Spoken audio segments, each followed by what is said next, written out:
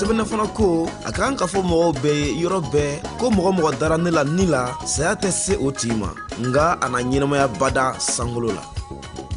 A ye taa siyaw bɛɛ la k'aw kɛ ne ka kalandenw ye. Aw k'aw batise Fa ni Denkɛ ani ni Senu tɔgɔ la. Ne ye fɛn fɛn fɔ aw ye aw ka u kalan o bɛɛ la.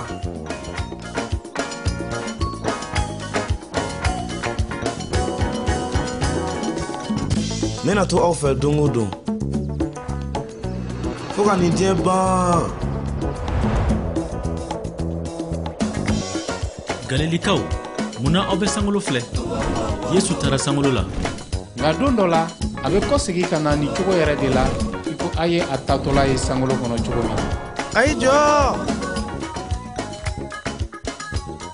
Ka kalandenw to Yesu filɛli la a tatɔ sanfɛ u nisɔndiyara ani u y'a faamu ko u tɛna to u kelen na abada ka tuguni u ka jurumuw yafara u ma ani ko u fa Ala ka kɛnɛ yelen seginna ka na.